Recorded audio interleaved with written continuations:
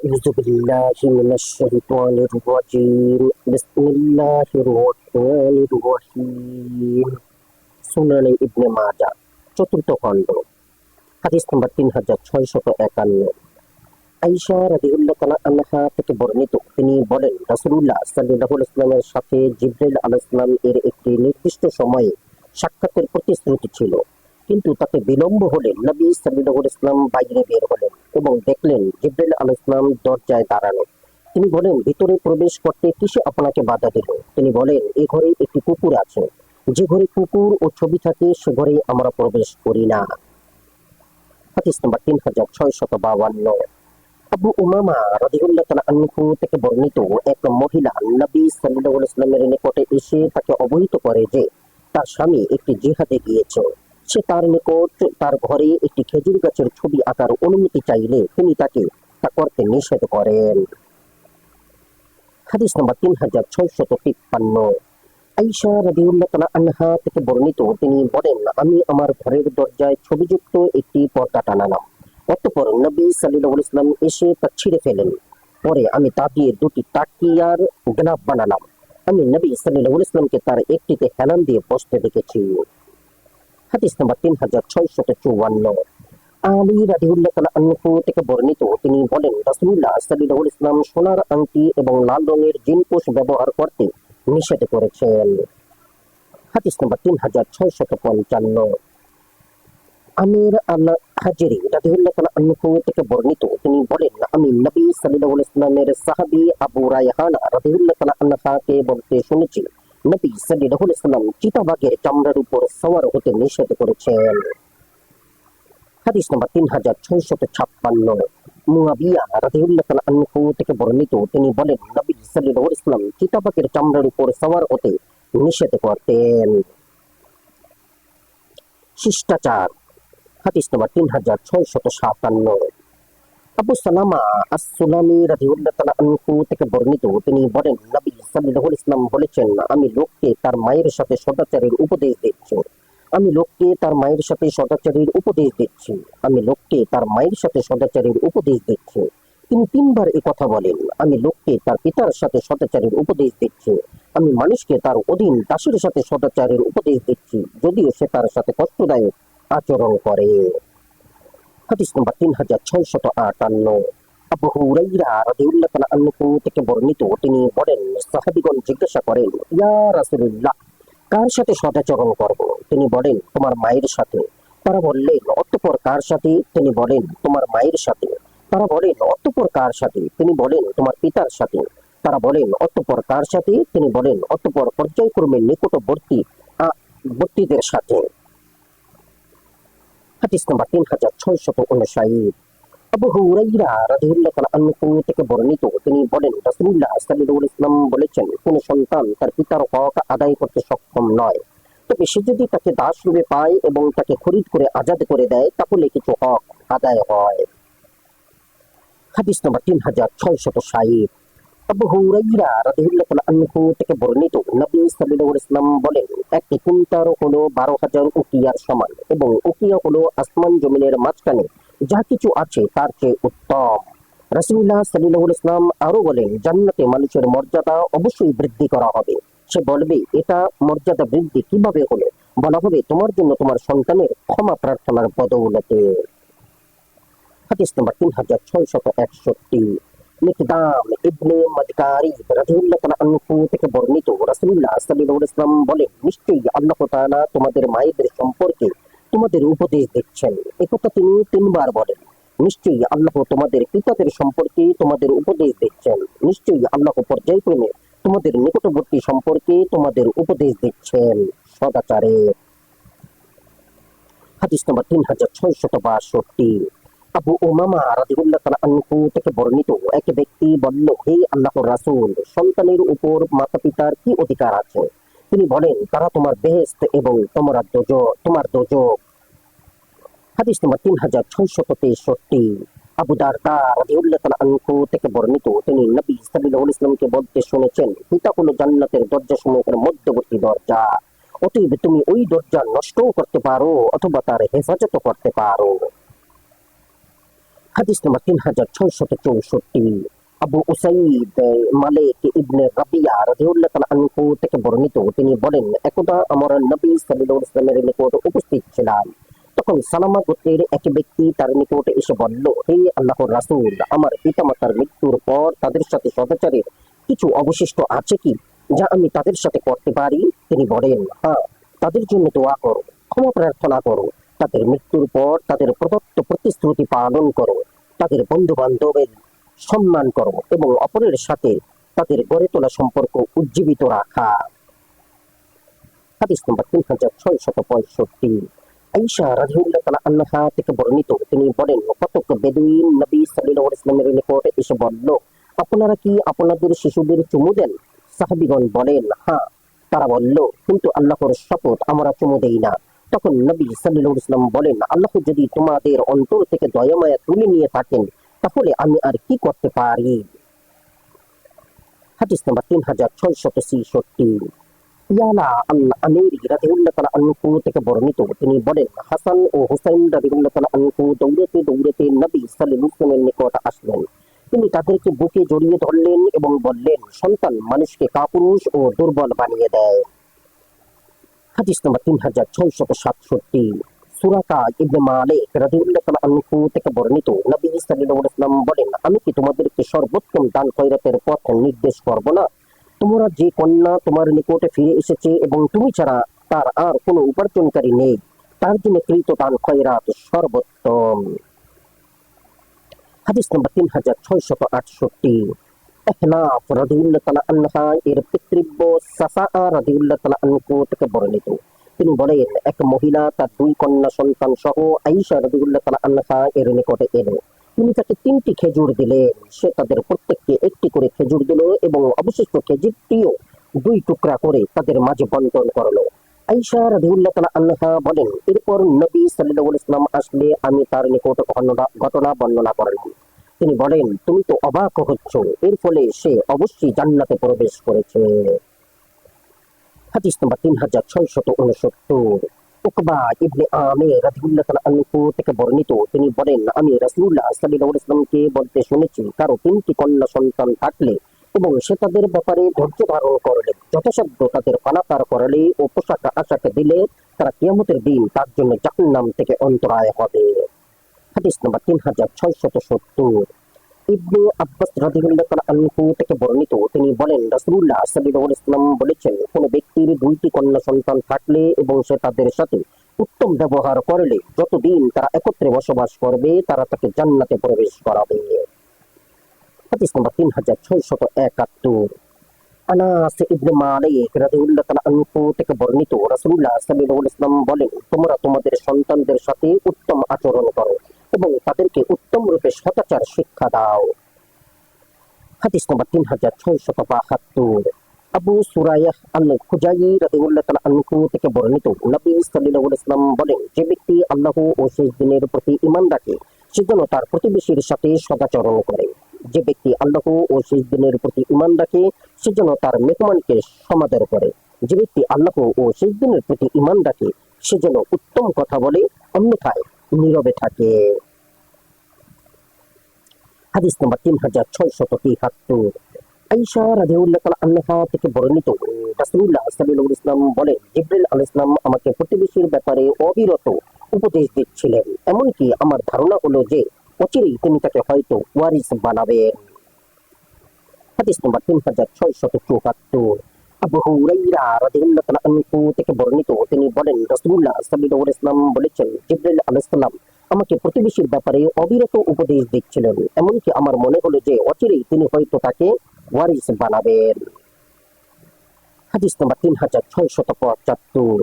আবু সুরাইহ আল খুজাই রাদিয়াল্লাহু তাআলা আনহু থেকে বর্ণিত, নবী সাল্লাল্লাহু আলাইহি ওয়াসাল্লাম বলেন, যে ব্যক্তি আল্লাহ ও শেষ দিনের প্রতি ঈমান রাখে, সে যেন তার মেহমানকে সম্মান করে। আর মেহমানের অধিকার হলো 1 দিন ও 1 রাত।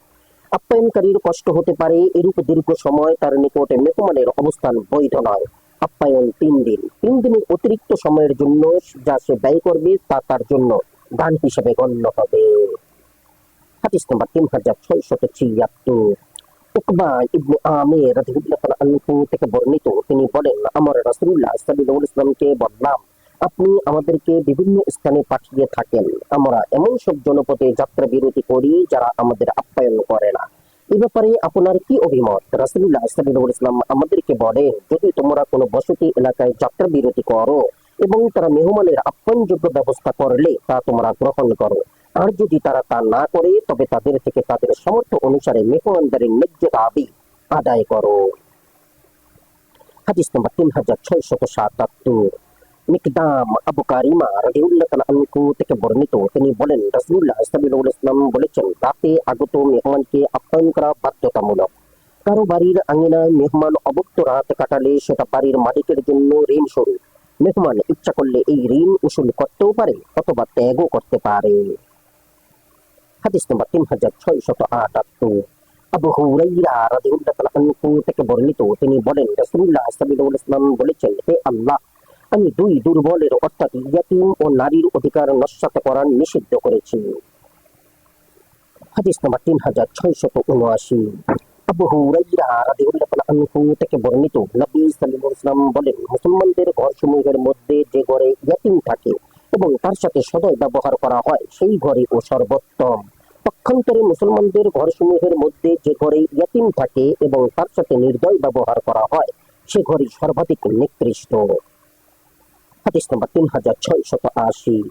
আব্দুল্লাহ ইবনে আব্বাস রাদিয়াল্লাহু তাআলা আনহু থেকে বর্ণিত, তিনি বলেন, রাসূলুল্লাহ সাল্লাল্লাহু আলাইহি ওয়াসাল্লাম বলেছেন, যে ব্যক্তি তিনজন ইয়াতীমের ভরণ পোষণ করে সে ওই ব্যক্তি সমতুল্য যে রাতভর ইবাদতরত থাকে, দিনভর রোজা রাখে এবং সকালে সন্ধ্যা আল্লাহর রাস্তায় সশস্ত্র জিহাদ করে।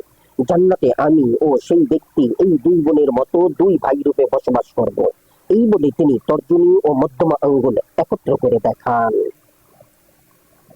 হাদিস নম্বর 3681।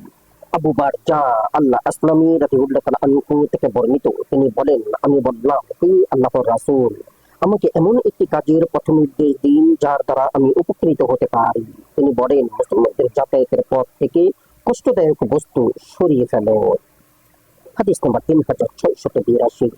আবু হুরায়রা রাদিয়াল্লাহু তাআলা আনহু থেকে বর্ণিত, নবী সাল্লাল্লাহু আলাইহি ওয়াসাল্লাম বলেন, এক রাস্তার উপর একটি গাছের ডাল এসে পড়ছিল যা মানুষকে কষ্ট দিত। এক ব্যক্তি তা সরিয়ে ফেললে তাকে জান্নাতে প্রবেশ করানো হয়। হাদিস নম্বর 3683। আবু জার রাদিয়াল্লাহু তাআলা আনহু থেকে বর্ণিত, নবী সাল্লাল্লাহু আলাইহি ওয়াসাল্লাম বলেন, আমার উম্মতের ভালো ও মন্দ কার্যাবলী আমার সামনে পেশ করা হলে আমি তাদের ভালো কার্যাবলীর মধ্যে যাতায়াতের পথ থেকে তাদের কষ্টদায়ক বস্তু সরানো অন্তর্ভুক্ত দেখতে পেলাম এবং তাদের নিকৃষ্ট কার্যাবলীর মধ্যে মসজিদে থুতু ফেলাও অন্তর্ভুক্ত দেখতে পেলাম যা মাটি দিয়ে ঢেকে দেওয়া হয়নি। হাদিস নম্বর 3684। সাদ ইবনে উবাদা রাদিয়াল্লাহু তাআলা আনহু থেকে বর্ণিত, তিনি বলেন, আমি জিজ্ঞাসা করলাম, ইয়া রাসূলুল্লাহ, কোন প্রকারের দান সর্বোত্তম? তিনি বলেন, পানি পান করানো। হাদিস নম্বর 3685। আনাস ইবনে মালিক রাদিয়াল্লাহু তাআলা আনহু থেকে বর্ণিত, তিনি বলেন, রাসূলুল্লাহ সাল্লাল্লাহু আলাইহি ওয়াসাল্লাম বলেছেন, লোকেরা বা জান্নাতবাসীরা কিয়ামতের দিন কাতারবন্দী হয়ে দাঁড়াবে।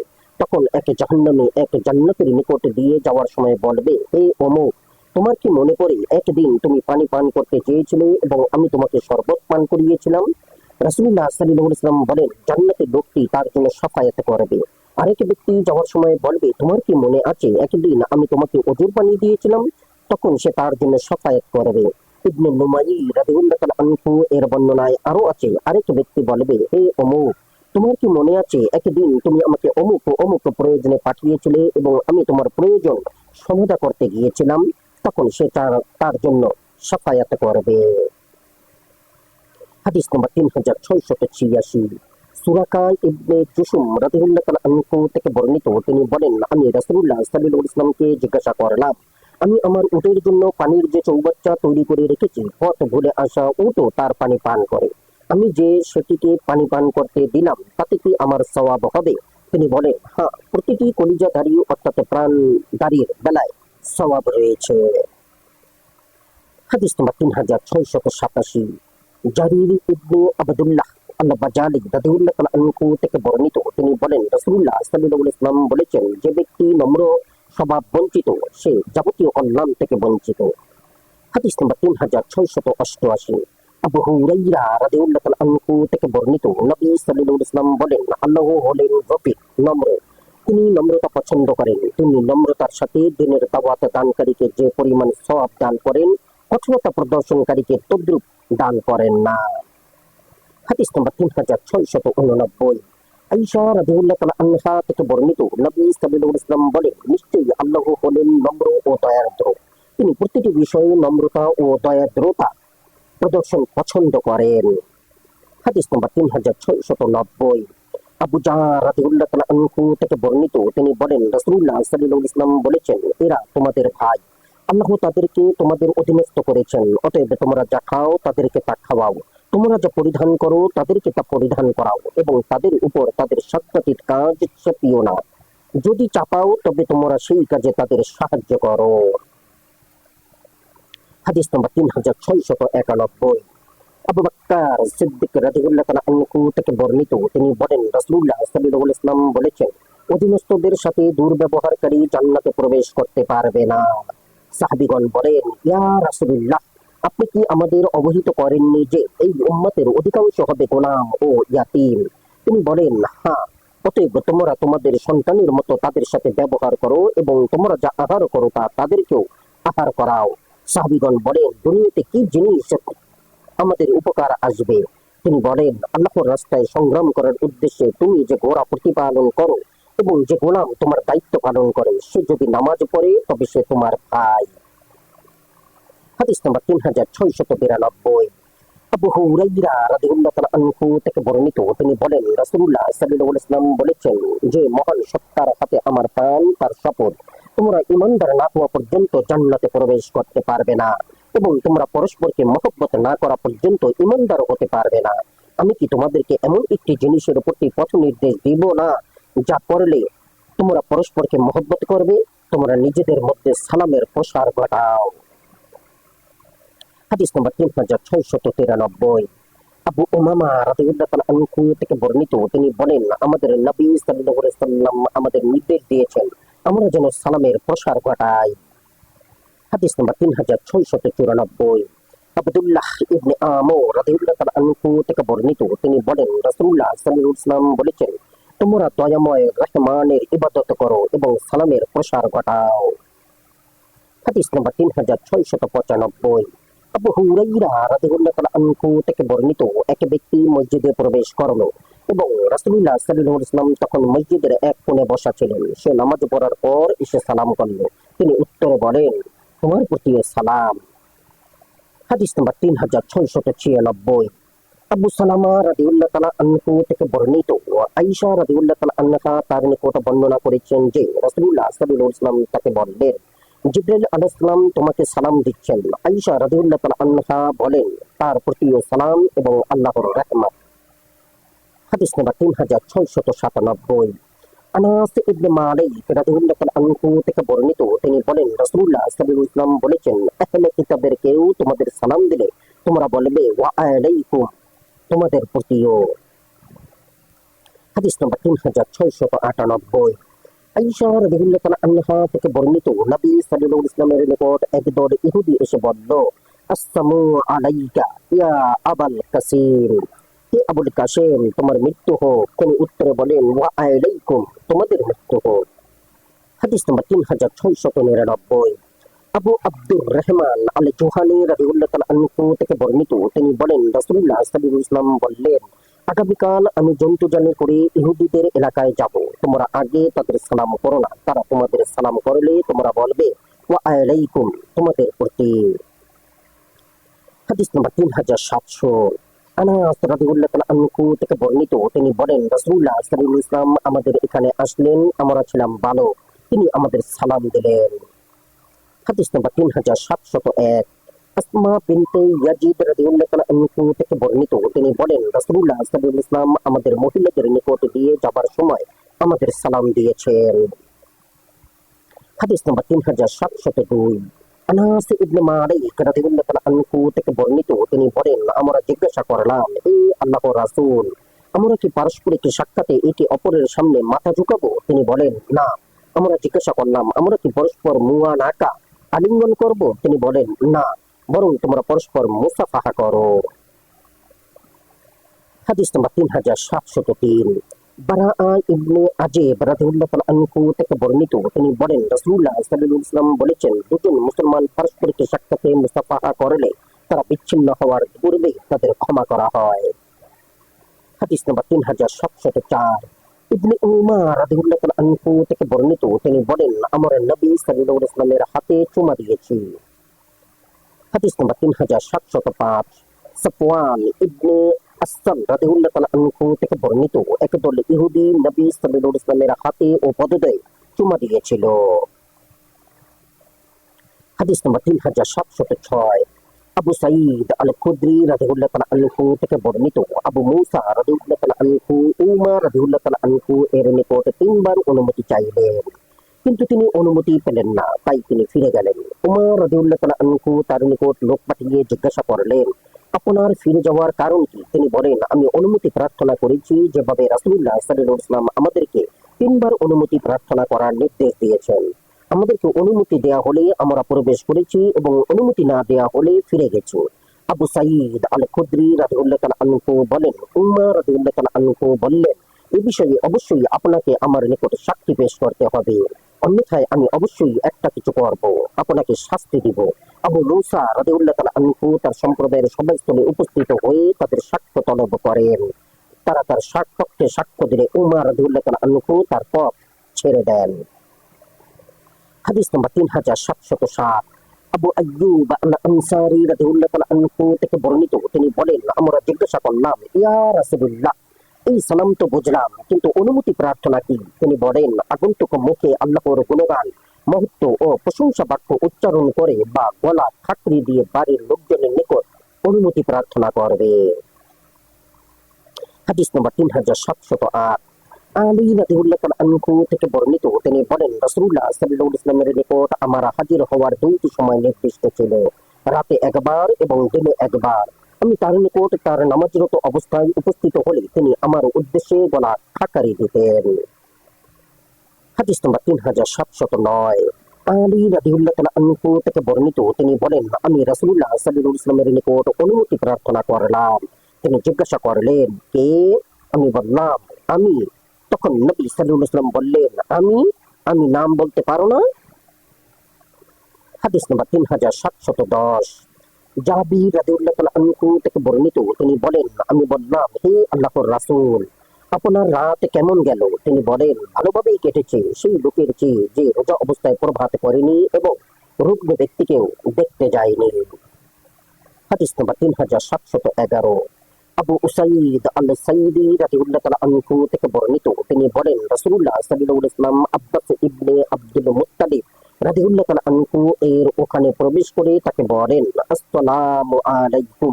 তারা উত্তরে বলেন, ওয়া আলাইকাস সালাম ওয়া রাহমাতুল্লাহ ওয়া বারাকাতুহু। তিনি জিজ্ঞাসা করলেন, তোমাদের রাত কেমন গেল? তারা বলেন, ভালোভাবেই কেটেছে, আল্লাহর প্রশংসা করছি। হে আল্লাহর রাসূল, আমাদের পিতামাতা আপনার জন্য উৎসর্গিত হোক, আপনার রাত কেমন কেটেছে? তিনি বলেন, আল্লাহর প্রশংসা করছি, আমার রাতও ভালোই কেটেছে। হাদিস নম্বর 3712, ইবনে উমার রাদিয়াল্লাহু তাআলা আনহু থেকে বর্ণিত, তিনি বলেন রাসূলুল্লাহ সাল্লাল্লাহু আলাইহি ওয়াসাল্লাম বলেছেন, তোমাদের নিকট কোন সম্প্রদায়ের সম্মানিত ব্যক্তি এলে তোমরা তাকে যথাযথ সম্মান করো। হাদিস নম্বর 3713, আনাস ইবনে মালিক রাদিয়াল্লাহু তাআলা আনহু থেকে বর্ণিত, তিনি বলেন নবী সাল্লাল্লাহু আলাইহি ওয়াসাল্লাম সামনে দুই ব্যক্তি হাঁচি দিলে তিনি তাদের একজনের হাঁচির জবাব দিলেন এবং অপরজনের জবাব দেননি। তাকে বলা হলো, ইয়া রাসূলুল্লাহ, আপনার নিকট দুই ব্যক্তি হাঁচি দিয়েছে, আপনি তাদের একজনের জবাব দিলেন এবং অপরজনের জবাব দেননি। তিনি বলেন, এই ব্যক্তি আল্লাহর প্রশংসা করেছে এবং ওই ব্যক্তি আল্লাহর প্রশংসা করেনি। হাদিস নম্বর 3714, সালামা ইবনুল আকওয়া রাদিয়াল্লাহু তাআলা আনহু থেকে বর্ণিত, তিনি বলেন রাসূলুল্লাহ সাল্লাল্লাহু আলাইহি ওয়াসাল্লাম বলেছেন, হাঁচিদাতার উত্তর দিতে হবে 3 বার, এর অধিকবার হাঁচি দিলে সে ঠান্ডায় আক্রান্ত।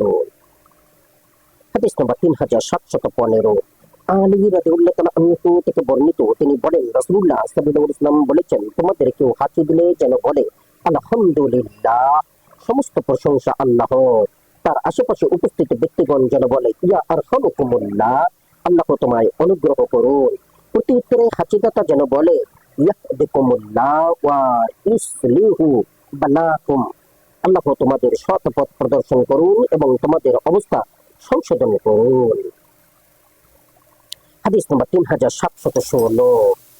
আনাস ইবনে মালিক রাদিয়াল্লাহু তাআলা আনহু থেকে বর্ণিত, তিনি বলেন, নবী সাল্লাল্লাহু আলাইহি ওয়াসাল্লাম যখন কোনো ব্যক্তির সাথে সাক্ষাৎ করতেন এবং কথা বলতেন, তখন সে মুখে ফিরিয়ে না নেওয়া পর্যন্ত তিনি তার মুখে ফিরিয়ে নিতেন না, এবং যখন কারো সাথে মুসাফাহা করতেন তখন সে তার হাত সরিয়ে না নেওয়া পর্যন্ত তিনি তার হাত থেকে নিজের হাতে সরিয়ে নিতেন না। তার সাথে উপবিষ্ট লোকদের দিকে পা ছড়িয়ে দিয়ে তাকে কখনো বসতে দেখা যায়নি। হাদিস নম্বর 3717। আবু হুরায়রা রাদিয়াল্লাহু তাআলা আনহু থেকে বর্ণিত, নবী সাল্লাল্লাহু আলাইহি ওয়াসাল্লাম বলেন, তোমাদের কেউ তার বসার স্থান থেকে উঠে গিয়ে আবার ফিরে এলে সেই উক্ত স্থানের অধিক হকদার। হাদিস নম্বর 3718। জাওদান রাদিয়াল্লাহু তাআলা আনহু থেকে বর্ণিত, তিনি বলেন, রাসূলুল্লাহ সাল্লাল্লাহু আলাইহি ওয়াসাল্লাম বলেছেন, কোন ব্যক্তি তার ভাইয়ের নিকট ওজর বা অপারগতা প্রকাশ করলে এবং সে তা গ্রহণ না করলে সে কর আদায়কারীর অপরাধের সমান অপরাধী গণ্য হবে। হাদিস নম্বর 3718। 1 মুহাম্মদ ইবনে ইসমাইল রাদিয়াল্লাহু তাআলা আনহু, ওয়াকি সুফিয়ান ইবনে জুরাইজ, আব্বাস ইবনে আব্দুর রহমান, জাওদান রাদিয়াল্লাহু তাআলা আনহু নবী সাল্লাল্লাহু আলাইহি ওয়াসাল্লামের সূত্রে অনুরূপ হাদিস বর্ণিত রয়েছে। হাদিস নম্বর 3719। উম্মু সালামা রাদিয়াল্লাহু তাআলা আনহা থেকে বর্ণিত, তিনি বলেন, নবী সাল্লাল্লাহু আলাইহি ওয়াসাল্লামের ইন্তিকালের 1 বছর পূর্বে আবু বকর রাদিয়াল্লাহু তাআলা আনহু ব্যবসা উপলক্ষে বসরা যান। নুয়াইমান রাদিয়াল্লাহু তাআলা আনহু এবং হারমানার পুত্র সুওয়াইবিদ তার সাথে ছিলেন। তারা উভয়ে বদর যুদ্ধে অংশগ্রহণ করেছিলেন। নুয়াইমান রাদিয়াল্লাহু তাআলা আনহু রসদপত্রের দায়িত্ব ছিলেন। সুআইবিদ রাদিয়াল্লাহু তাআলা আনহু ছিলেন কৌতুকে প্রিয়। তিনি নুয়াইমান রাদিয়াল্লাহু তাআলা আনহুকে বলেন, আমাকে কিছু আহার দিন।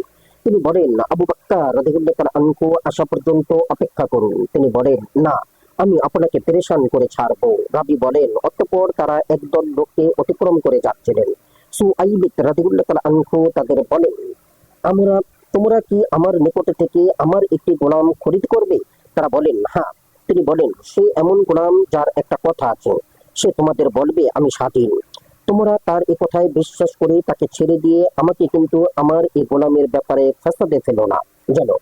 তারা বলল, না, আমরা বরং তাকে তোমার থেকে ক্রয় করব। তারা তার থেকে তাকে 10টি উটের বিনিময়ে ক্রয় করে তার নিকটে এলো। তারা তার গলায় পাগড়ি অথবা রশি ঝুলালো, বাঁধলো। নুআইমান রাদিয়াল্লাহু তাআলা আনহু বলেন, এ লোক কিন্তু তোমাদের সাথে উপহাস করছে। সত্যি আমি স্বাধীন, গোলাম নই। তারা বলল, তোমার ব্যাপারটি আমাদের অবহিত করা হয়েছে। তারা তাকে নিয়ে চলে গেল। ইতিমধ্যে আবু রাদিয়াল্লাহু তাআলা আনহু এসে গেলে তারা সঙ্গীরা তাকে বিষয়টি অবহিত করলেন।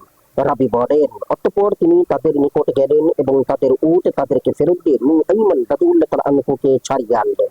রাবী বলেন, তারা নবী সাল্লাল্লাহু আলাইহি ওয়াসাল্লামের নিকটে ফিরে এসে বিষয়টি তাকে অবহিত করেন। রাবী বলেন, নবী সাল্লাল্লাহু আলাইহি ওয়াসাল্লাম ও তার সাহাবীগণ তাকে নিয়ে এই ঘটনাটা কেন্দ্র করে প্রায় 1 বছর হাসি তামাশা করেন।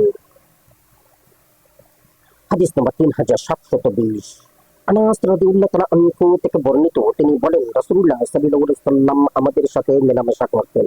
এমনকি তিনি আমার এক ছোট ভাইকে বলতেন, হে আবু উমাইর, কি করেছে নুগাইর? ওয়াকি রাদিয়াল্লাহু তাআলা আনহু বলেন, অর্থাৎ যে পাখিটি নিয়ে আবু উমাইর খেলা করত। হাদিস নম্বর 3721।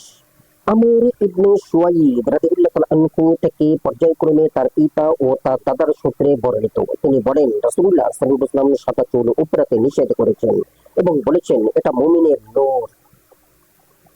হাদিস নম্বর 3722। ইবনে বুরাইদা রাদিয়াল্লাহু তাআলা আনহু থেকে তার পিতার সূত্রে বর্ণিত, নবী সাল্লাল্লাহু আলাইহি ওয়াসাল্লামের ছায়া ও রোদের মাঝামাঝি বসতে নিষেধ করেছেন। হাদিস নম্বর 3723। কাইস ইবনে তিকতা তাওফা আল গিফারি রাদিয়াল্লাহু তাআলা আনহু থেকে তার পিতার সূত্রে বর্ণিত, তিনি বলেন, রাসূলুল্লাহ সাল্লাল্লাহু আলাইহি ওয়াসাল্লাম আমাকে মসজিদে উপর হয়ে শোয়া অবস্থায় পেলেন। তিনি তার পা দ্বারা আমাকে খোঁচা মেরে বলেন, তোমার এ ধরনের শোয়া কিরূপ? এ ধরনের শোয়া তো আল্লাহ অপছন্দ করেন বা ঘৃণা করেন। হাদিস নম্বর 3724।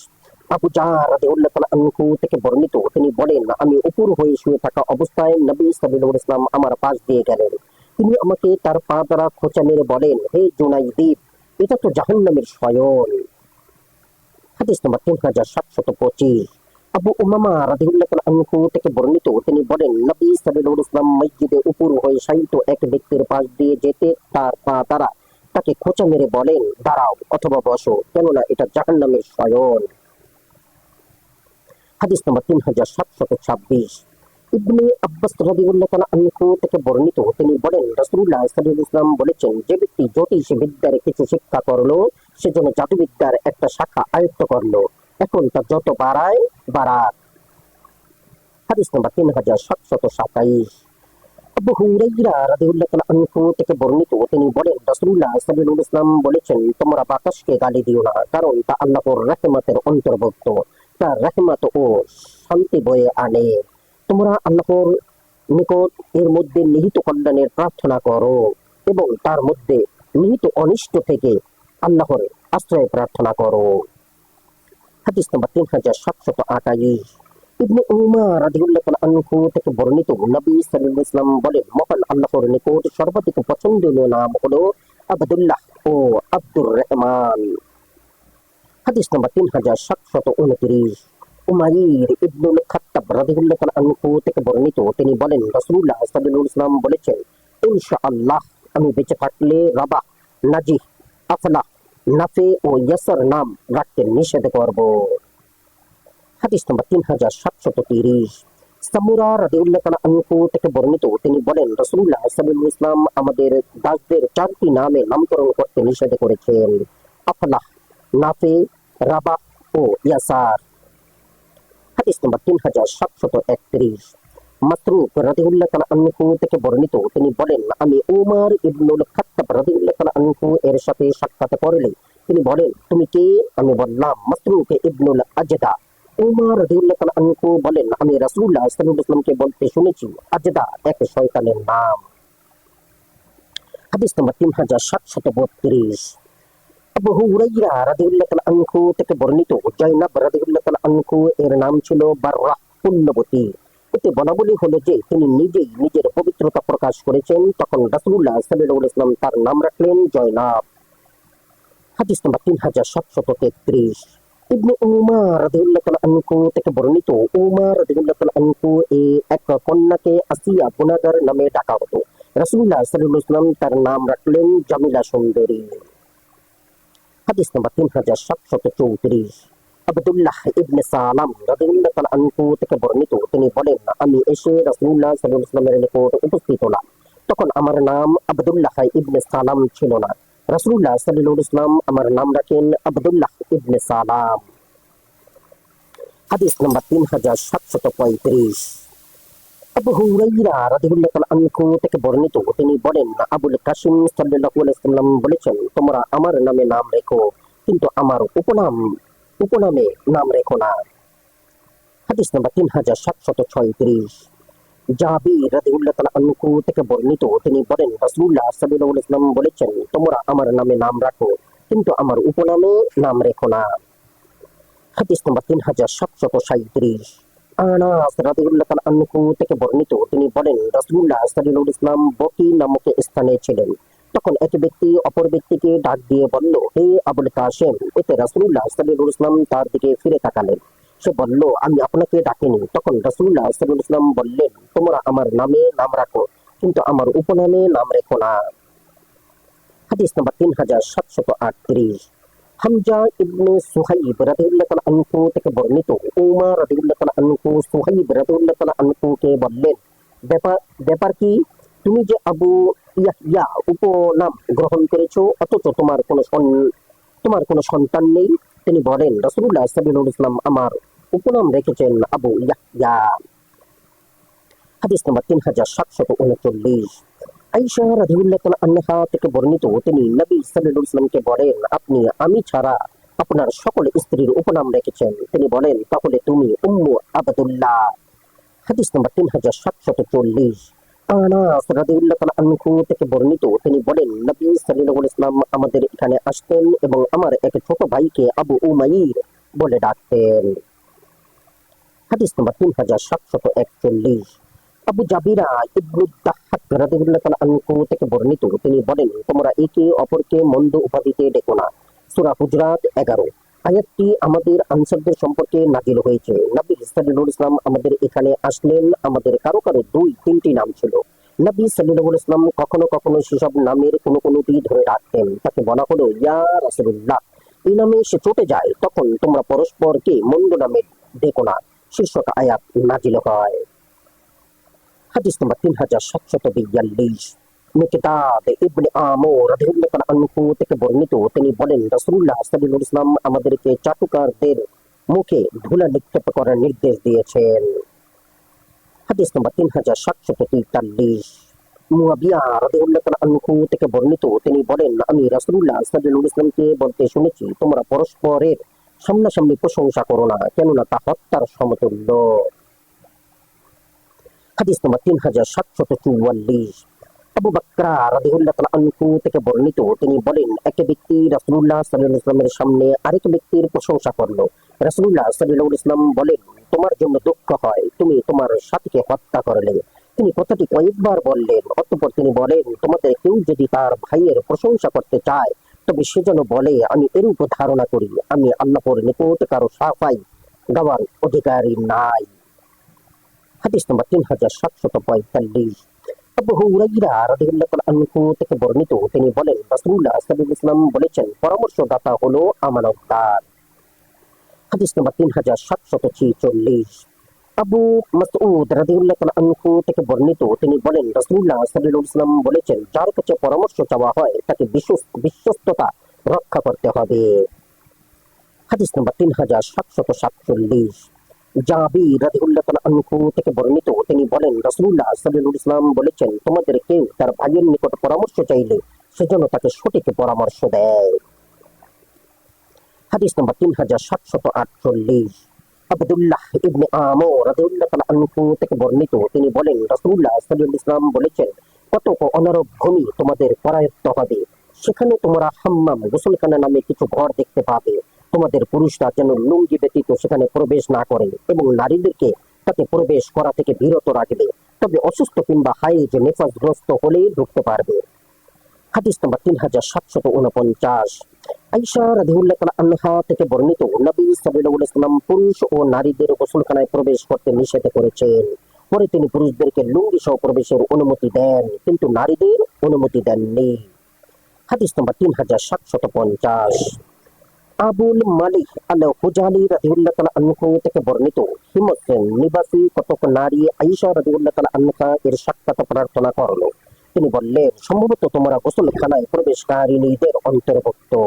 আমি রাসূলুল্লাহ সাল্লাল্লাহু আলাইহি ওয়াসাল্লামকে বলতে শুনেছি, যে কোনো নারী স্বামী গৃহ ব্যতীত অন্যত্র তার পরিধেয় বস্ত্র হলে সে তার ও আল্লাহর মধ্যকার পর্দা ছিন্ন করল। আমানতু বিল্লাহ। জাযাকুমুল্লাহ খাইরান। আসসালামু আলাইকুম।